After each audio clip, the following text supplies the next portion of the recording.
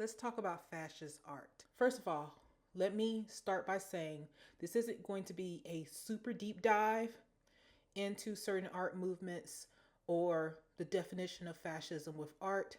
This is meant to spark dialogue and have a conversation, and quite frankly, recognize the signs of, ongoing fascism that you see within the world. With that being said, I am not engaging in the comments, so you can write whatever you want. I'll leave them open so I won't have any accusations of not trying to, I don't know, avoid difficult subjects or whatever. But I'm personally not going to engage in any conversations that happen in the comments if that's the case. I am not going to argue about what fascism is.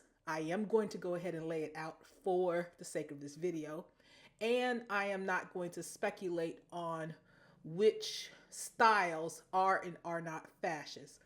What I will say is there are some with certain fascist regimes, ones that are categorically everyone agrees these are fascist. I will point to some art styles about those particular regimes, but I will not talk about, which is usually just kind of muddying the waters. For instance, Soviet artworks or Chinese artworks. Those are not fascist by definition. Even though you could argue that the performance, the show Shin Yun is a little bit fascist because that is by the Falun Gong. They are extremely far right and supported by far right groups and have an agenda that is anti-communist. There are some markers that look very similar, like with Soviet art and Chinese art. And when I mean Chinese art, I mean late 20th century Chinese art. There are some markers that look very similar, but it's not fascist art. Let's just lay it out there. So to simplify, or to use just for the purpose of this video, the definition of fascism, we're just going to talk about just a couple of the bullet points from the 14 Characteristics of Fascism by Lawrence Britt. Fascism has a nationalism or nationalistic element to it. That means that, everybody who, whatever your individual identity is, like for instance, whether you're a Black person, whether you're an indigenous person, whether you are a person who is of a particular ethnic group or anything like that, none of that matters to a fascist regime. Everybody is nationalistic. Everybody is the same. Sometimes people have to look the same, but we will get to that point. There's also a supremacy of the military and of strongman politics. There's also going to be a cult of personality associated with fascism. Like I said, it's going to be very similar to certain things, like for instance, Stalinism, but you have to remember Stalinism may have elements of fascism in it, but it is categorically not fascist. Okay, just let's make sure we are very clear on that. Okay, but you do have the cult of personality. You also have very strict roles for people and a very strict hierarchy for people. Always remember that, the roles and the hierarchy. So gender roles are strongly defined. The social order is strongly defined in fascist governments. Okay.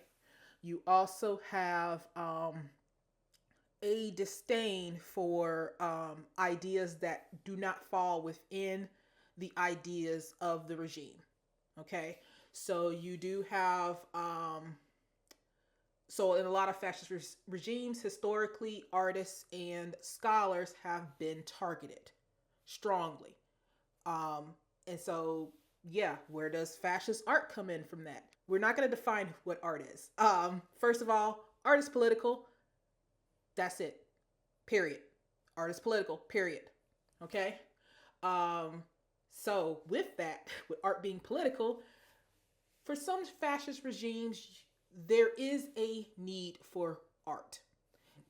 But the difference between what the art of the fascist regime wants versus art it doesn't want, they want to be able to define and lay that line out very clear.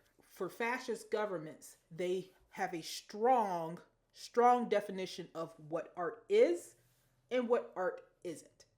Okay, we got that? Everybody got that? Good. So you also have an obsession with morality and ethics, but with that obsession of morality and ethics, you have that leaning more towards the party's values. So it's not necessarily ethics as in we should all respect human beings, we should all, protect life, liberty, and property, or and I'm using those words in particular, life, liberty, and property, because, those are the ones that are American ideals. Not necessarily that, but it would be something more along the lines of everybody has to make sure that we all are moving in the way that the country should move, or the way that the nation state wants us to move. You don't really have a lot of individual goals or dreams anymore that can be sacrificed to the state or to the nation state. So whatever your individual wants and needs are, it doesn't matter. I am making that point because that is another reason why artists are targeted. Art and making art is sometimes considered frivolous work to certain fascist regimes, unless it is for the sake of the party and the authoritarian regime. There's also some other things. There's definitely a strong sense of identity that is a nationalistic identity. So there's going to be a control of the narrative of who we are as a nation. Okay? I want you to remember all of these points because now I'm going to pivot to the executive orders Donald Trump has signed. Donald Trump signed a lot of executive orders on day one, and a lot of them were very terrifying, but there was one in particular that sounded kind of interesting that he would sign on day one. And it's called Promoting Beautiful Federal Civic Architecture.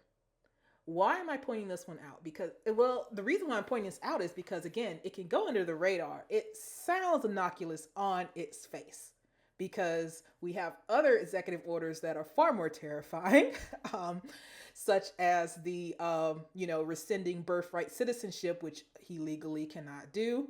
I am not getting into that. I am not a lawyer.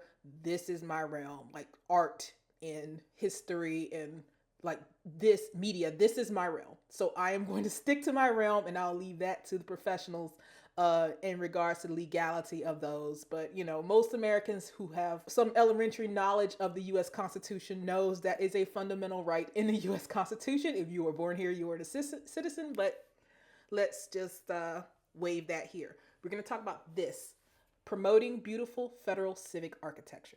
It doesn't sound like anything at first, and I'll just read a couple of sentences of it. It says, I hereby direct the administrator of the General Services Administration, in consultation with the assistant of the president, yada, yada, yada, yada, to submit to me within 60 days recommendations to advance the policy that federal public buildings should be visibly identifiable as civic buildings and respect regional, traditional, classical, architectural heritage in order to uplift and beautify public spaces and ennoble the United States and our system of self-government.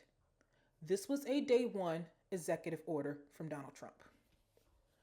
So what does he mean by the buildings need to be, quote, visibly identifiable? What does that actually mean? He actually answered that in a previous executive order. His previous executive order, also titled Promoting Beautiful Federal Civic Architecture, but it was signed on December 21st, 2020, gives out this very flowery definition of what Donald Trump and his administration considers part of the historical aesthetic of the United States. Societies have long recognized the importance of beautiful public architecture. Ancient Greek and Roman public buildings were designed to be sturdy and useful, and to also beautify public spaces and inspire civic pride. Throughout the Middle Ages and the Renaissance, public architecture continued to serve these purposes. And then he lists a whole bunch of, just like I said, flowery language, but we're just going to go ahead and get to the meat of this. I don't want to make this video too long. Like I said, this is not a deep dive, but this is take this video as a warning. Okay, that's the best way I could say it. Take this video as a warning. So in this particular executive order, Donald Trump says a lot of things. One of the things he says is he kind of establishes this ideal that we have to go to. That's a past ideal. Notable founding fathers agreed that these assessments and attached great importance to federal civic architecture. They wanted America's public buildings to inspire the American people and encourage civic virtue. President George Washington and Secretary of State Thomas Jefferson consciously modeled the important buildings of Washington, D.C. on the classical architecture of ancient Athens and Rome. They sought to use classical architecture to visually connect our contemporary republic with the antecedents of democracy in classical antiquity, reminding citizens not only of their rights, but also of their responsibilities in maintaining and perpetuating its institutions. Washington and Jefferson personally oversaw the competitions to design the Capitol building and the White House. Now that is true. That is true. I will say that. Neoclassical style was picked out because that's where we're going to head. This is neoclassical, right? For approximately a century and a half following America's founding, America's federal architecture continued to be characterized by beautiful, beloved buildings of largely, but not exclusively, classical design. Notice who gets to use the word classical in regards to aesthetics and design and art.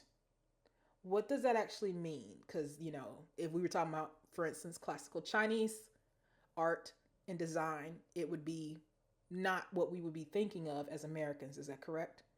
And yes, I do apologize. I am assuming if you are watching this, you're probably an American audience. So I do apologize in advance. So, he lists examples of the neoclassical structure of certain federal buildings, and then goes on a tirade, which is a very typical tirade that I'll actually get into a little bit more about modernist styles. It's going to be, if you're not really familiar with especially the weird conservative cultural Marxist type of, what's the best way to put this? People who are ultra conservative nowadays, since about the 60s, really do not like modern and postmodern art. In the 1950s, the federal government largely replaced traditional designs for new construction with modernist ones. This practice became official policy after the Ad Hoc Committee on Federal Office Space proposed what is known as the Guiding Principles for Federal Architecture in 1962. The guiding principles implicitly discourage classical and other traditional designs known for their beauty, declaring instead that the government should use contemporary designs. In this executive order, Donald Trump basically says that these designs are ugly, the contemporary signs. And what he means by contemporary designs is designs like Bauhaus, Brutalist designs. In fact, Brutalist is actually named here by name is as a design he does not like and does not want used in government buildings. And the day one executive order that was signed on January 20th, 2025 states that that all buildings going forward need to go to neoclassical styles, which he also defines. Again, this is a fascist thing to decide what is good art or what is art and what isn't art. To make the decision what is art and what isn't art is it's hard to lay out. Art is meant to be broad. It is meant to cover a lot of things, but in a fascist mindset, there is a clear art, not art. Okay? So in this particular executive order, he names brutalist architecture by name, And then he says classical architecture means the architectural tradition derived by the forms, principles, and vocabulary of the architecture of Greek and Roman antiquity, as later developed and expanded on. And then he lists a bunch of Renaissance architects, Enlightenment people, basically a bunch of dead white people, right? And then he also further says, okay, well, also architecture that is classical includes neoclassical, Georgian, Federal, Greek Revival, Beaux Arts, and Art Deco, which I thought was weird, but whatever. For some reason, they like Art Deco, but don't like Brutalists. Yeah. Uh, I don't get that one. I really don't. But Art Deco, I guess, kind of reminds them of the Fountainhead. So I guess it gets a pass, even though, yeah, it was a modernist art style. Whatever. Oh my gosh, what type of timeline are we living in? I think it's important to talk about why artists get targeted. For the most part, art in pursuit of intellectual things, unless it's in regards to the Enlightenment or some European ideas that people have already came up with 400 years ago, are useless to a fascist regime. A lot of fascist regimes really hark on going back to a particular ideal back when things were simplistic, perverting the idea of pastoralism and just even just nostalgia. So in a way, and there's already people on YouTube that have made deep dives into how nostalgia can sometimes be right-wing or fascist, because there is that idea of that you want to harken back to a simpler time where you didn't have all these people trying to make the world more complicated. If you're trying to do the whole simple man, common sense type of thinking that runs rampant in fascist regimes, you can see how that would be useful to a fascist government. We always have to remember that art made in and during and for fascist regimes has a purpose. That purpose is to advance the agenda of the fascist regime. It is to create a national identity. It's supposed to create a narrative and erase alternative narratives. It's supposed to provide a very strong right and wrong hierarchy. This is why things are the way they are. And also glorify the particular leader. Labeling a work fascist or labeling art a certain particular art style or art fascist isn't necessarily a critique on the art itself. Some fascist art actually can be quite good. Gone with the Wind is a great example of an art that has some fascist elements that can be quite good.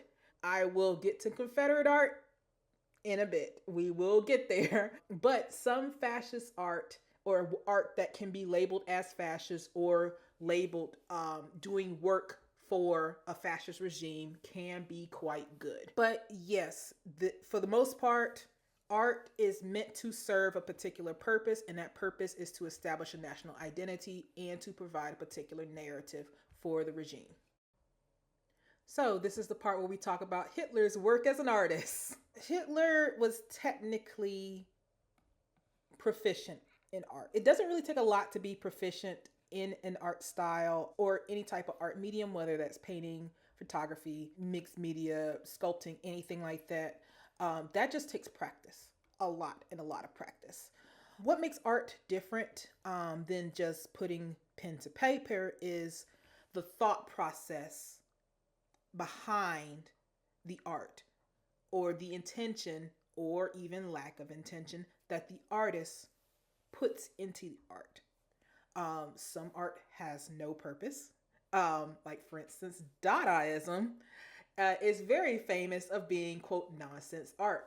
It is also art that is usually censored by conservative and fascist regimes. If it doesn't serve the purpose of the national party or it doesn't serve the purpose of the regime, it is useless to that regime. The other fun thing about Dada is a lot of those artists also tended to be socialists. So, yeah, and it's kind of funny because with the way American politics are going, you sometimes hear still some of that discourse, whether it's in relation to Hollywood or into artists.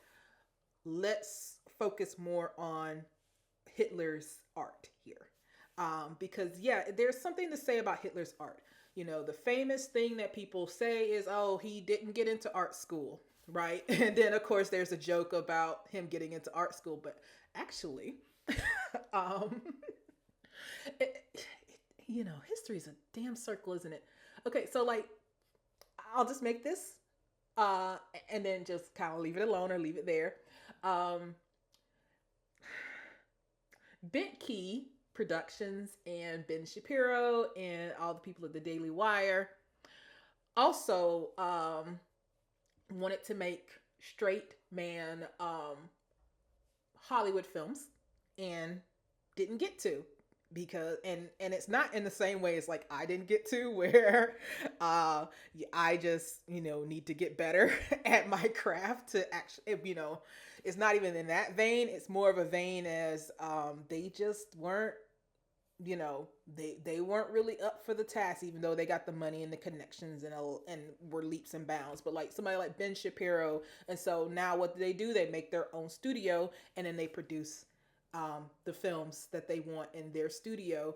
It can be proficiently good and technically good, but there is something to say about certain right-wing art that you notice the difference. It's kind of not there, and part of that difference is why some people who hold alt-right, far-right views may view artists as elitists or as snobs or as just not living in the real world, yada, yada, yada. You hear this discourse in American politics right now. So in regards to Hitler, he did not get into art school. He did not get into art school because, quite frankly, his artwork is a little pedestrian. He was proficiently good and technically good, but there was no soul in his art. And in a lot of conservative art, you still kind of see that. There's no soul there. They are more focused on the message and maybe harkening back to this image that worked before. And they don't want to work on things that might be different, which an artist who is classically trained would be willing to do. Like, art takes risk. And most conservatives and most far-right people are risk averse by nature. So with Hitler's art, he paints a lot of buildings and he paints flowers, and all of these are kind of just studies, right? Like they're traditional art studies. He's painting castles, he's painting town halls. It's very safe artwork. It's artwork that anybody can buy a print of and put it somewhere, like in a hotel room or whatever. We're not really critiquing the work based on the fact that it's fucking Hitler. It's mainly just, his work is very safe work. And it's work that is fairly German, That being said, people will buy his shit. Yeah, of course they do. Despite Hitler's rise as a Führer and taking over for Nazi Germany, he actually aspired to be an artist all of his life, including when he was head of Germany. Hitler is quoted to say that once the Polish question is settled, I want to end my life as an artist, which is terrifying. It's terrifying because there are a lot of people who are, very much into politics in the political arena that are very conservative. Like I said, I made a joke about Ben Shapiro and Bent Key Productions and all the people at the Daily Wire. They want to be artists. That is part of the ire that they have against people who do choose to be artists and choose to live freely as artists. Anybody who has ever been an actual artist, even the ones who are conservative, they have a certain freedom and they live outside of the boundaries of a capitalist society. Let's just lay it out there, right? Even the ones who might lean right politically, being an artist, you have to take risks. You have to be able to put yourself in a position that is vulnerable, that a lot of people who are on the political right do not want to do, because it is the antithesis of what they view as right or wrong. The strong man is somebody who never shows weakness. He is an alpha male. He is somebody who crushes his enemies. The only emotion he shows is anger and lust. There's vulnerability in being an artist. And it can also be looked at, if, like I said, if it's not of use to a regime, it can be looked at as soft work, like work of people who, have soft hands. It's not, actually digging a ditch or providing food or making a particular labor use. Of course, people in my position and in people who also double, like for instance, me as an artist doubling as an educator, which most artists are also educators, will beg to differ that there's definitely labor involved in making art. But for a particular subset of people, mainly people who lean to the right, art is seen more as it's not considered labor. I'm very clear about art being labor, but to a lot of people on the political right, art is more of a hobby or something to enjoy, which is true. It should be enjoyed. But they don't see it as necessary unless, again, it is promoting the agenda of what they want to do. So going back to Hitler, he wants to go and he wants to paint, but his true artistic ambition lied in the buildings he was painting, which was the architecture. Again, architecture, especially with this, like the harkening back to like Greek and classical styles, it says something. It says something about this particular society that is a white society. It says something particular about this society, that they have standing that will be forever remembered throughout history. They are a society that is eternal, that will always be in the memory of everyone. And there's more people on YouTube that will talk more and more about how, how many empires always aspire to be the Roman Empire. And then, of course, the obsession with the Roman Empire for people who are on the far right. That's where a lot of the art comes from, where they might have artistic ambitions and might strive for those artistic ambitions, but the only art that they see is good is the art that they saw out of that, that Greek and Roman era, which isn't even the art that it actually is. That stuff was colorful as shit. It looks like a gay pride parade. But, the classic look of the white marble against the columns that are nice and tall and against the actual military might of Greek and Roman societies, or some Greek societies. Athens, not, well, y'all get it. There, you have Sparta. Sparta had no art. Okay, it had little to no art, for instance. But Athens did, and in people's minds, we combine the two. In the Hellenistic society, but the Roman society definitely had some art and definitely had the military, and everything was for the military and the Senate.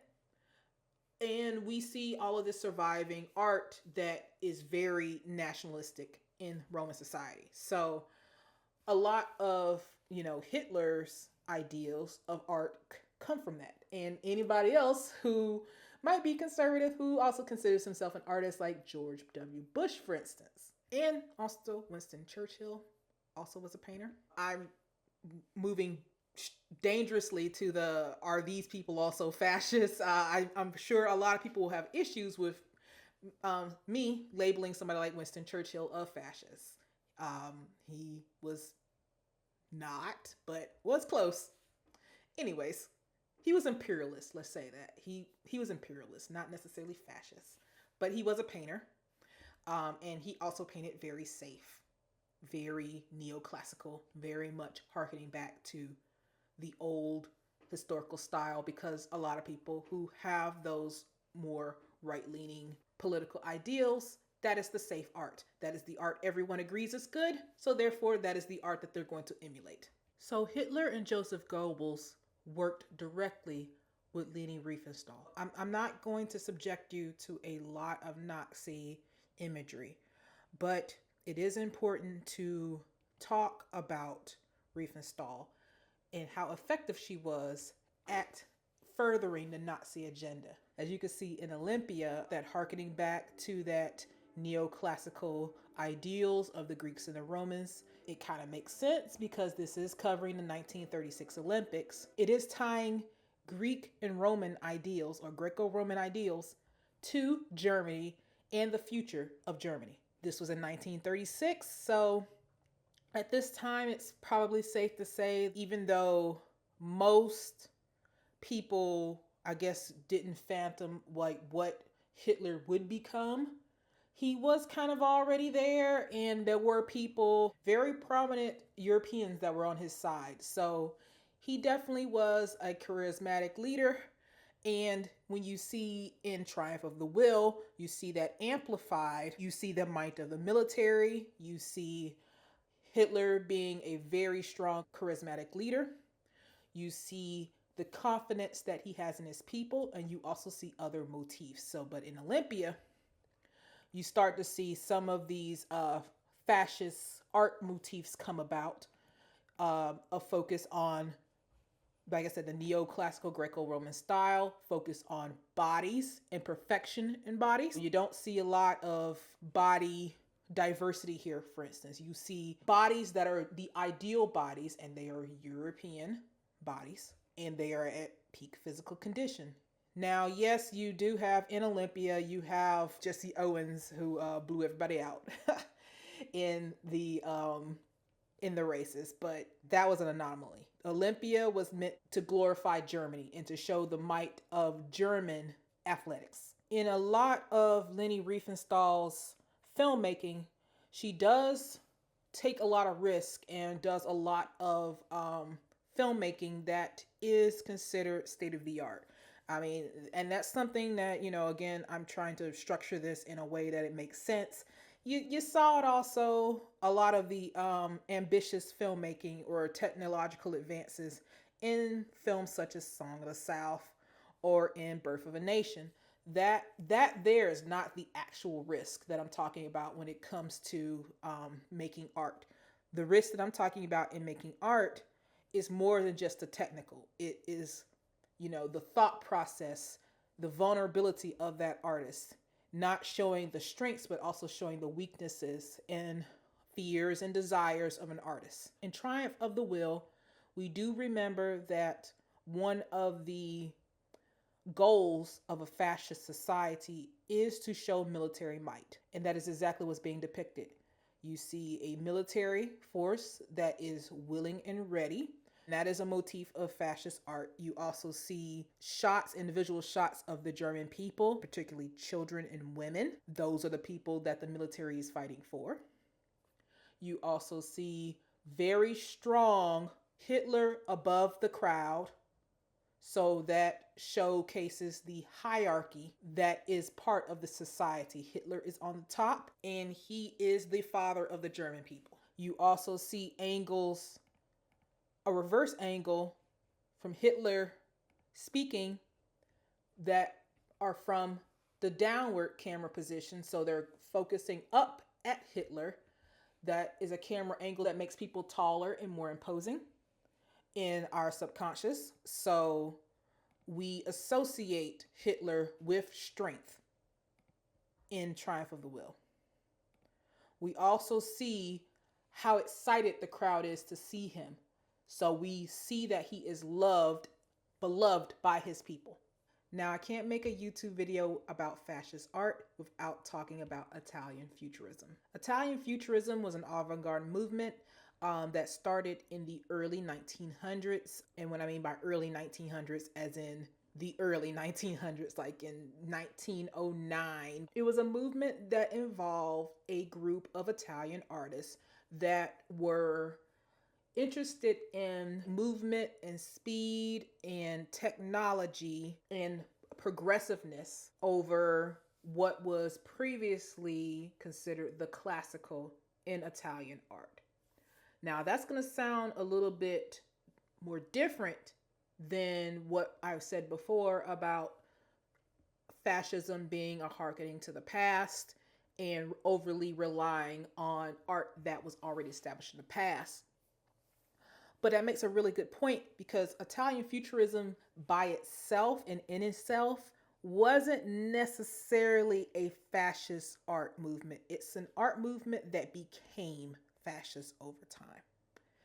That is something that can happen with a lot of art. And a lot of American art pretty much is like that. You have some art that people who happen to lean on the right or who are very right wing will like, and then that becomes the official art style that they like. Again, the definition that I'm using, how fascists look at art, there is a clear this is art, there is a clear this is not art. And usually art that the fascists do not like, regardless of what it is the art that gets censored and labeled degenerate, labeled as non-art. A lot of Italian Futurism involves itself in the forward-thinking process. So a lot of it was art that was meant to celebrate the urban and celebrate the wheels of progress. So you would see a lot of the aesthetics in Italian Futurism being this very chaotic looking, kinetic types of both sculpture and paintings and other types of works of art. It's not necessarily that classical cohesion, calmness that you normally see, but you get this sense of movement and kinetic energy that associates itself with the future and with what things can be, which is an optimistic way of viewing the future. In addition to painting and sculpture, you also have futurist architecture, futurist music, futurist cinema and dance, and a lot of the forms that are used to inspire other art movements, and quite frankly, even more progressive or liberal art movements, such as Dadaism, such as Surrealism, such as those later styles that a lot of conservatives just don't like. A lot of Italian Futurism focuses a lot on labor and work. And as you can see, like something like that could be looked at as more socialist. And, in regards to the Russians, that may be part of the inspiration for them making, Soviet style propaganda later, using styles like Italian Futurism. Italian Futurism was one of those movements that was just loved by everyone. So it did get the attention of Mussolini and of actual fascists, like fascists, right? The artists of Italian Futurism would write these manifestos, these art manifestos, kind of explaining their art and explaining their political ideals. And if you do that enough times, you might get the attention of a politician who likes the fact that you write art manifestos. So in Italian Futurism, we have the very common question that we ask ourselves a lot: if we can separate the art from the artist. Again, Italian Futurism in itself wasn't necessarily fascist. It was some of the artists behind the art that made Italian Futurism fascist. And also the fact that Mussolini made it an official art style of the Italian fascist movement. So what were the reasons why Italian Futurism became fascist? One of the things was It was a uniquely Italian style of art, even though, I mean, you could argue that, yes, because it has these influences of Cubanism, which comes from Africa. Um, it has all these other influences of certain European styles, and it was in a time where there was a lot of social political change in Europe. You could argue that it was just part of a larger social movement within Europe. You can make that argument. However, the way that Italian fascists saw it was that this was a uniquely Italian style that pushed a clear agenda to what Italy could be in the future. So a lot of fascist art concerns itself with the past and with the future, and in regards to what that future ideal looks like. And it's always in a way that it's a utopia, but it's a utopia with strong hierarchies. You have those strong social hierarchies, and everyone has their place. And it's a nationalist type of art style. Also, some of them artists hated women, even though there were some women futurists. They hate them in the same vein as an incel artist might hate a woman today. In the same vein as an incel artist might hate a woman today. They wrote it down and they wrote what they felt. So can you separate the art from the artist? I think that still is very much up to debate. I think it depends on the type of art. But in my opinion, overall, in general, it is difficult to sometimes separate the art from the artist, because again, a lot of the art, the way why it's become art is because of the ideas and the vulnerabilities and the emotions that the artist puts into that art. And of course, my opinion varies based on whether or not the art is collaborative. It is time to talk about the old red, white, and blue. Let's not mince words. The United States is inherently fascist. I will say that. Some of you may not agree, but it's kind of in our nature to be fascist. The Nazis did get it from us, and one of the ways that they got it from us was looking at the Confederacy of the United States. The Confederacy of the United States is a very, very clear example of using art to promote an agenda, hearkening to a past that is ideal and that is nice and simplistic, because you have the lost cause narrative.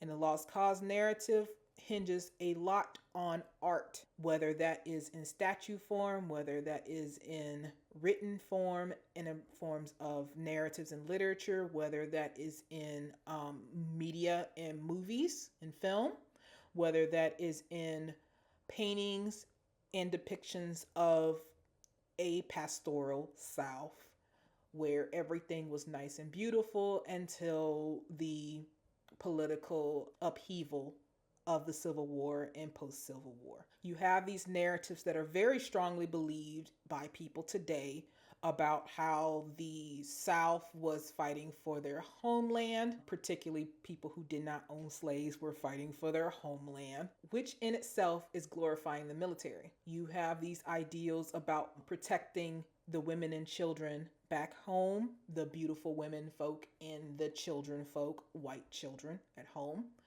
There is a strong other in regards to Confederate literature, Confederate art, Confederate lost cause art. There is a very strong other. That other is people who look like me, mostly men, but some of the women too.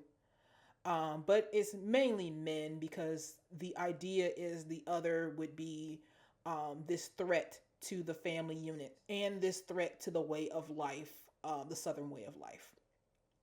In fact, in Gone with the Wind, as a perfect example, again, beautiful movie, definitely has some fascist overtones. You see two incidents of SA in the film itself, or attempted SA, I should say. One was an actual essay that Scarlett O'Hara had with her husband, which was not considered essay at the time, number one. And then number two, it was written in a way that it was done that it was his right as her husband to essay her. And she was denying him that right. So there's strike number one. And then the second one was when Scarlett was out and about and she was attacked by some northern scallywags. And in response, you see the southern men rising up to protect her. If you don't tell me, I'll go crazy. We thought it best not to tell you, Scarlett, but Ashley and Frank and the others have gone to clean out those woods where you were attacked. And of course, this is the forming of the Klan and the justification of the Klan. Hi, this is Editing Sharonda coming in to say, now, Gone with the Wind, actually, the filmmakers in Gone with the Wind seem to have thought very deliberately about the messaging that was going on. Of course, they had to appeal to the South, but this was quote unquote Hollywood. And for some reason, they do feel they were progressive even at that time in Hollywood. So there are some nuances that you see in the film Gone with the Wind that would be absent from the book. For instance, Big Sam comes to save Scarlett when she is attacked, and how important that is to establish that they were the quote unquote good slave owners, because a black man saves a white woman from being assaulted. You also have these conversations that the men have and other characters have in regards to the futility of war. Most of the miseries of the world were caused by wars. And when the wars were over, no one ever knew what they were about. I think it's hard winning a war with words, gentlemen. All we've got is cotton and slaves and arrogance. Now, some of it can play into the lost cause narrative that they knew they were going into a losing war. But at the same time, this was 1939, so you have to look at it also in that lens as well, that there was already the rise of the Nazis going on. And so the filmmakers of Gone with the Wind would have put that other subtext into the film to disassociate from the Nazis. The same justification that you would see in Birth of a Nation. Just like Triumph of the Will, Birth of a Nation has a lot of technological advances in filmmaking in it. But I would say this, there is a lot of people who study film. This is one of those films that most people who study films have studied. I would say if you are a person who does not like that imagery, doesn't ever want to be exposed to that imagery, you can definitely study film and filmic language without seeing a lick of Birth of a Nation. It is not necessary to see. I am making that clear. However, I have seen all 3 hours of Birth of a Nation just for my own curiosity, and I've seen it several times. If you're not familiar with Birth of a Nation, I'm just going to lay it out what it is, because most people just know just about the Klan part and the climax of the Klan rising in. It is a very strong imagery. You see them being very heroic, saving the day. They're in the color white, which of course is already the Klan, but we also associate in American media white and black. Like, we color code our characters in American cinema. And white is usually a virtuous character, and then black, and I will emphasize black, being a villainous character. That was already established as filmic language back in 1915. In the narrative of Birth of a Nation basically goes as such. So there are two families. One of them is a northern family. One of them is a southern family. The southern family is considered more virtuous. The northern family are ambitious, and they definitely are more liberal. I'm hoping you're hearing me in regards to of this telling of the Birth of a Nation. But yes, the northern family is considered liberal and progressive, and the southern family is considered conservative in their values, and they're very strongly adhering to those values that they have. They're, very Christian, very much about family unit, etc., etc., etc. So the northern family, the patriarch of the northern family has a partner. That partner is a mulatto who is the true villain considered the true villain in Birth of a Nation. He is the mastermind behind the social upheaval that happens, where he wants to, together with his white ally, put black people in charge in the Reconstruction South. And then you see chaos ensues. You see the black people. I made a slip there. It's not white people.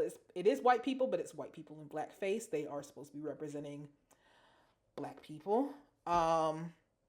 They are running amok and causing all sorts of chaos. They are overrunning places like, political, like the Senate floor and things like that, eating fried chicken and like putting their feet up on the desk.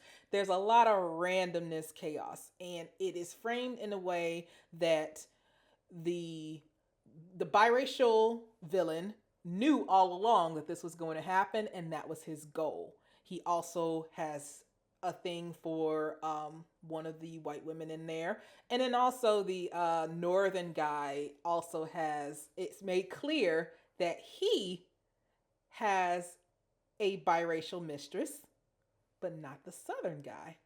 Again, very clear propaganda in here, very clear lost cause narrative, very fascist work.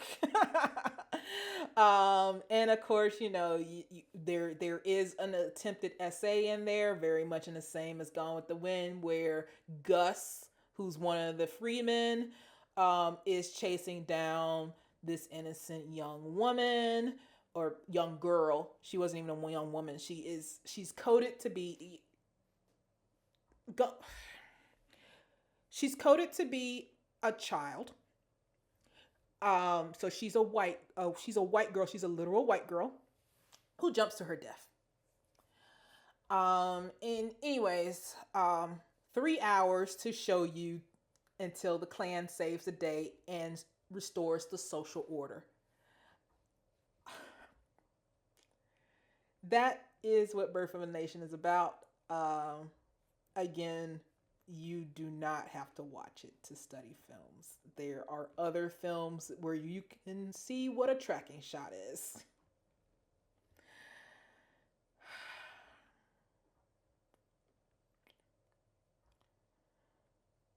So, what do we do about any of this?